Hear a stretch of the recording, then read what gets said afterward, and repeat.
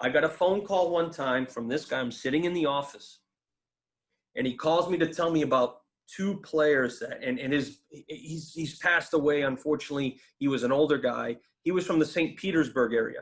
And I'll never forget our conversation because he kept using the word top shelf. This is a top shelf kid, top shelf guy, blah, blah, blah, blah, blah, right?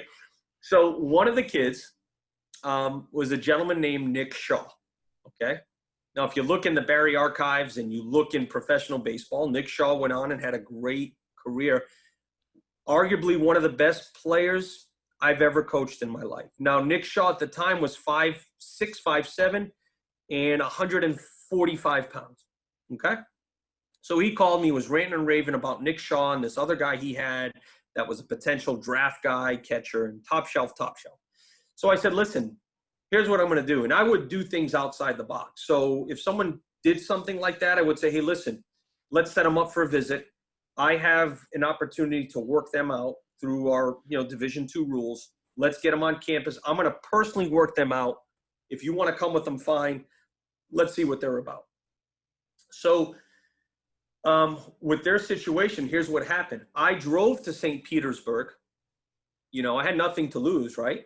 Right. And I watched them work out on the worst field that you've ever seen. And this kid, Nick Shaw, had hands like I've never seen before.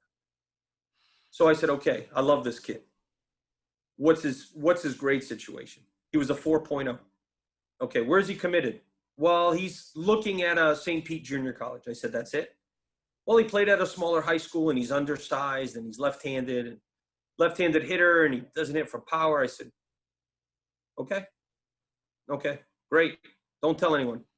I need him down at my campus tomorrow or whatever. So I said, don't call any other coach. He came down. Now I watched him play in a game too.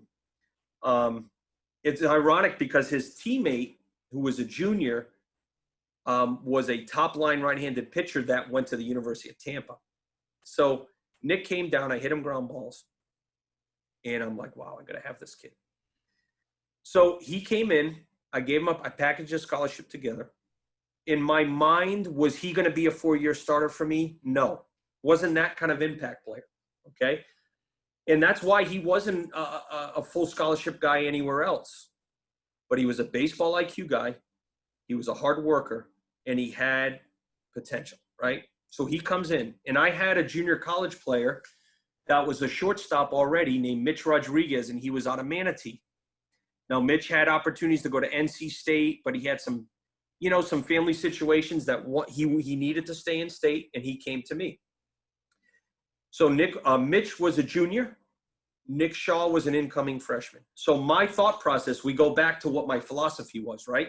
So I'm thinking Nick Shaw's going to develop for 2 years, year and a half, and then he'll be my shortstop come junior year, okay? And in the meantime, he's versatile enough for me to use him everywhere, get him his experience. What do you think happens first game of the year against Nova Southeastern? Mitch Rodriguez dives for a ball in the hole, separates his shoulder. I remember telling Nick, get your arm loose, bud. And then I put my arm around him, and I walked him to in front of the dugout. I said, listen, here's your opportunity. Have fun. Nick Shaw never left that position after Mitch came back. Never left it. 4-year starter, was the all-time leader in walks, okay? Set a national record for walks. And one of the best players I ever coached, went on and played all the way up to the double, triple A level.